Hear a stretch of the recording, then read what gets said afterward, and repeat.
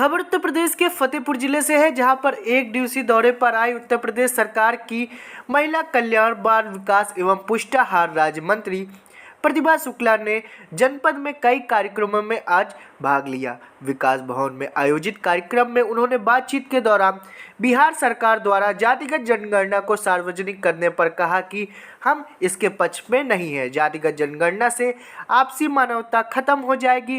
विपक्षी दल तो चुनावी माहौल देखकर जातिगत जनगणना की मांग कर रहे हैं। वहीं राज्य मंत्री महिला कल्याण, बाल विकास एवं पुष्टाहार प्रतिभा शुक्ला ने विकास भवन सभागार में आंगनबाड़ी और आशा कार्यकर्मियों और स्वयं समूह की महिलाओं एवं महिला ग्राम प्रधानों के साथ संवाद कार्यक्रम भी किया। आपको बता दें कि कार्यक्रम का शुभारंभ दीप प्रज्वलन कर किया गया। इसके बाद राज्य मंत्री प्रतिभा शुक्ला ने विकास भवन सभागार में बाल विकास एवं पुष्टाहार राष्ट्रीय ग्रामीण आजीविका मिशन की महिला कल्याण विभाग में संचालित योजनाओं की समीक्षा बैठक की, जिसमें आपको बता दें कि 1 सितंबर से 30 सितंबर तक पोषण माह के सफल संचालन एवं फीडिंग में प्रदेश में नंबर 1 आने पर बाल विकास परियोजना विभाग की पूरी टीम को बधाई।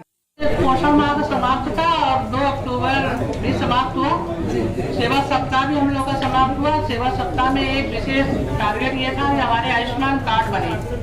जो नए आयुष्मान कार्ड बनने थे वो हम लोगों को सेवा सप्ताह में बनाने थे, तो ज़्यादा से ज़्यादा आयुष्मान कार्ड बनने थे लोगों को। ब्लॉक स्तर पर जाकर ये टारगेट था जिसमें हमारा आयुष्मान गाँव बने और पात्र गृहस्थी लोगों के कार्ड बनने हैं इसमें, और जो हमारे लेबर जिनके पास कार्ड है उनका बनना है। दूसरा विश्वकर्मा योजना को लॉन्च करना था। इस पर भी बात है कि विश्वकर्मा योजना में हम ज़्यादा से ज़्यादा भागीदारी कराएं लोगों की। जो हमारे हुनरमंद लोग हैं, कारपेंटर हैं, लोहार है, बढ़ई, ऐसे लोगों का हम फॉर्म भराएं और उनको ट्रेनिंग दी जाए। ट्रेन करके उनको व्यापार के साथ जोड़ा जाए। हमने समूह की महिलाओं को बुलाया था और उनसे कहा था इंडिपेंडेंट समूह चलाएं और अपने रोजगार में बढ़ोतरी करें। यहाँ आने का उद्देश्य ये था कि हमारा पोषण माह चल रहा था, क्योंकि बीच में ही आना था 30 तारीख के अंदर, समय न मिल पाने के कारण हम आज यहाँ पर उपस्थित हुए।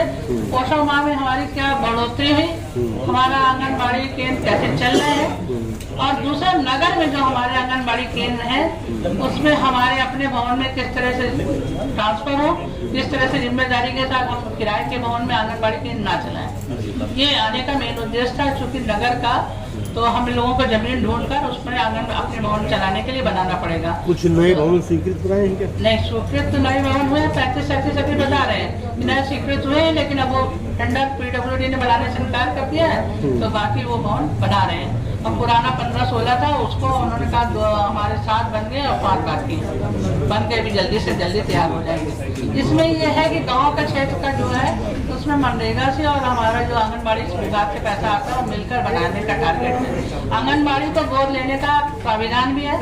बेसिक शिक्षा विभाग की तरफ से फर्नीचर का देने का प्राविधान है। साथ ही साथ हमारे आंगनबाड़ी भवन को CSR फंड से बढ़ाने का है कि जिसमें कोई फर्नीचर लेना चाहे हम तो कहेंगे कि आप लोग भी गोद ले लेंगे आंगनबाड़ी के, कुछ आप कभी जाएंगे वॉच करेंगे, इसी बहाने सही हो जाएंगे और उनकी वितरण की स्थिति सही हो जाएगी। गोद लेने का मतलब ये नहीं है कि आप पैसे ही खर्च करें, संरक्षण देंगे तो भी आंगनबाड़ी सही हो जाएंगे।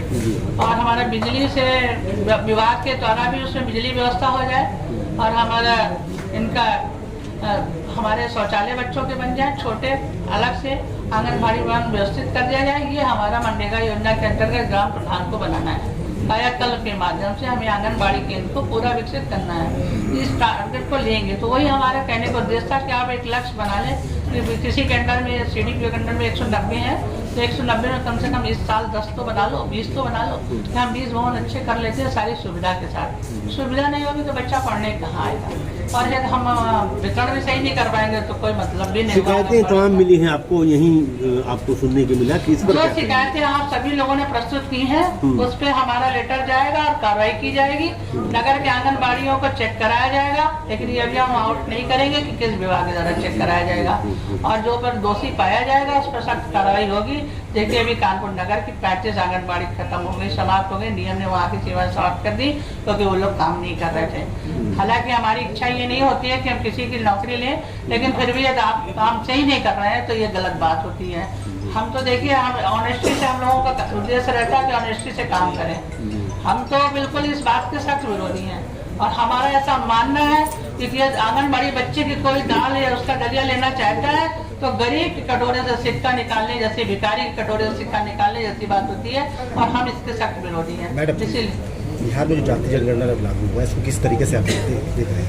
अब लागू मुमकिन होना चाहिए? जात पात में क्या रखा है आप ये बताओ। अच्छा, कोई इसका असर है?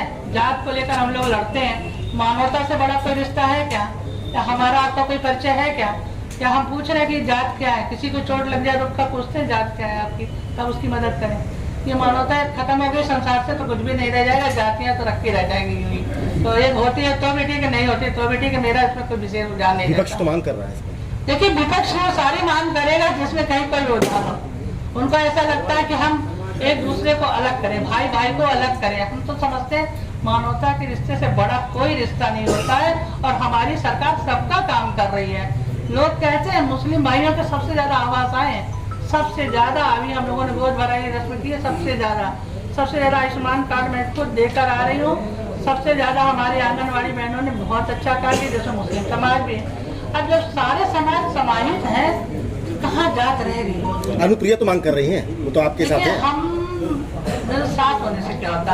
हमारा तो ऐसा मानना है सरकार जब सबको दे रही है, चाहे उत्तर प्रदेश सरकार हो चाहे केंद्र सरकार, जब सबको वितरण हो रहा है, राशन बट रहा सबको, आवास आ रहे हैं सबको, शौचालय रहे सबको, बिजली कनेक्शन सबको, नल से जल की योजना सबको, कहीं कोई अलग नहीं, आंगनबाड़ी में वितरण सभी को मिल रहा है।